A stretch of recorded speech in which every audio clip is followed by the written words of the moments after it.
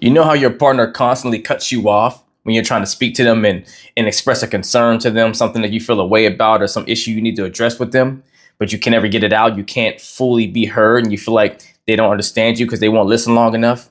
And then what happens? When they have something they want to say, then you wind up jumping in on them because you're still trying to get your point across, or they say something that triggers you. And now neither one of you feel like you're heard. You both say the same thing. You always cut me off. You don't let me speak. Well, you do the same thing to me. This is the way I feel when you do X, Y, and Z. You know that whole song and dance? I'm going to tell you exactly what you need to do to make sure that you can actually be heard and get your full message out to your partner and understand them completely in return. See, the issue is there's no ground rules for the conversation. Now, typically, we shouldn't need ground rules just to talk to another human being, right? You should be able to just go and respect each other and voice your concerns, opinions, whatever, and hear them back in return. But whenever you have a pattern and a consistency of feeling all this energy that you have that you want to get out, resentment, if you will, or some concerns that you never got to fully address, or when you do, it turns into arguments and blowups, there's all this backed up energy.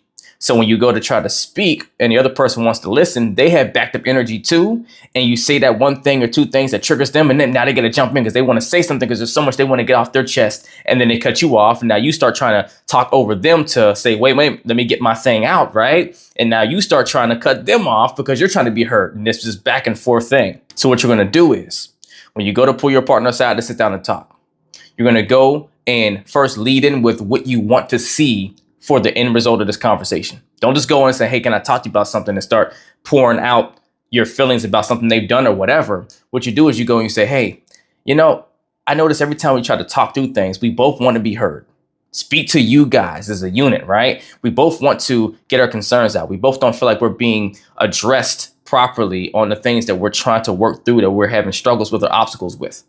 I want us to be able to have an amazing conversation, right? Lead in like that first. And it's so crucial that you do this whenever there's no tension already going on. See, the worst time to try to use effective communication is when there's energies that are high and you guys already spiked and already triggered because you have this pattern, this momentum of already going at each other's necks. You're not going to be willing to listen, or, you're not going to be able to deliver or receive the message the right way. So what you do is you wait till there's a calm moment already when you're not in conflict. Then you go to them and you start expressing this to them. Hey, I want us to be able to talk to each other better and so forth.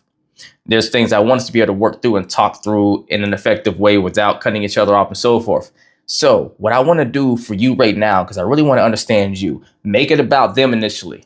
Because see, when you have that patterns where you're used to arguing with your partner and your partner comes to you to talk about that thing, instantly that person looking like, oh, what you about to do? You about to make me the bad guy. So let me put my gloves on, get ready to fight you, right? Like, what you about to say that I did now that I got to fight you for? So what you're going to do is you're going to say, hey, I want to have this conversation, but I want to understand you. I know you have concerns with me, just things that you feel a way about, different stuff. Let me understand you. So I want to set this timer. I know sometimes I can step in and cut you off. Even though you might feel they do it more to you or whatever, if you know you guys both do it, just take your accountability first, takes the sting off and makes them more willing to listen to you in return. So say, hey, I want to set a timer, 5 minutes, to where you could do less if you want, 2 minutes, 3 minutes, whatever, maybe a little bit more, but 5 minutes is a safe zone. I want to set this 5-minute timer to where I just sit and listen to you. And I want you to express the things that maybe you feel you get cut off and don't get to fully say in the past and other situations. I want to hear it right now because I really want to understand you. Because if I can't understand you, we can't work together and both be happy, because we both need to make sure that our needs are getting met. And that only happens if we both feel understood and get the things we need as a result, right? You don't have to say it like me, but that's the premise, right? I want to understand you. 5-minute timer, boom. But here's the piece. This is where it starts to help you and what you want to get across.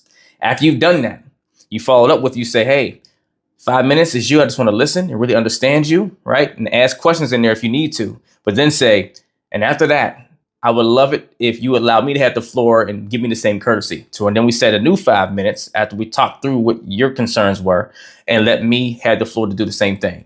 What you've just done is you've given a real reasonable, understandable, and fair way for yourself to be heard and for your partner to be heard. You just had to be willing to let them go first and not be so triggered to where you have to jump in whenever they're saying what they say. Because look, it all falls apart if you don't follow through and actually give them that 5 minutes to speak, no matter what they say. Because understand, you don't have to agree with what they say. You just have to let them just express it so they can be heard. You can have all the time you need in your 5 minutes to go and express where you don't necessarily agree with X, Y, Z or address it, right? You can do that. Or right after their 5 minutes, you can say, all right, this is the questions and concerns part of it to talk through. Okay, here's what my takeaway was from what you said, or here, I didn't know you felt that way, or here's how we can work towards a solution. It's always goal solution oriented, right? You're never just doing it just to debate them back. You may not agree, but okay, so let me gather what you felt through that. Whatever the thing was, how did you feel as a result? How can we work with the result? How do we work with the feeling to get the result we want, right? Then you have your 5 minutes. They cannot argue with you having your 5 minutes after you've given them their 5 minutes. That's your hack, right? Give them the floor so that they feel comfortable giving you the floor because they've been heard now. Nobody wants to be the bad guy. And they don't want to be like, oh, I'll let you have the floor now. I can't have it. You can't have it in return, right? It's not fair, right? And what you do is if you do have your 5 minutes, it's your turn now. And they try to cut in. Hey, excuse me, I'm sorry, but I let you have the floor for that time period. I listened to you. I even asked questions to make sure I was understanding what you said. And we worked through that. Can you not offer me the same thing, right? Use their own thought process against them if they are not willing to be reasonable when you're being reasonable. And if they don't want to do that, then you simply, hey, I don't know how we can make this work if I'm offering you a courtesy that you're not offering in return. And whatever excuse they want to give, well, hey, if you can't offer me the same grace and the floor the way I offered you and try to understand you, then maybe this won't work the way I thought it could. Maybe we need to start thinking about a different direction, right? You have to take an approach in this way to be healthier, but trust me, it's going to put you in a way better position to be heard and hear and understand them so you guys can come to more final and more effective conclusions and solutions based off of what the core problem really is and the real things you really need to resolve it versus the tit for tat and fighting to just have your voice heard. That gets you nowhere but in more circles. Try this process consistently, right? Because look, it's momentum based. It's not going to be perfect the first time because they're probably used to different things. You're used to different things. Someone's going to drop the ball. Someone's going to try to step in and break that 5-minute rule. As long as you always use grace and catch each other and reel yourselves back in, you'll start to get way better results. I promise you. If you need help on how to implement things like this in your relationship so you guys can get to the point where you take those training wheels off and you can just do it naturally, reach out to me for coaching, DM me the word coaching, and we'll get to work. Let's get it.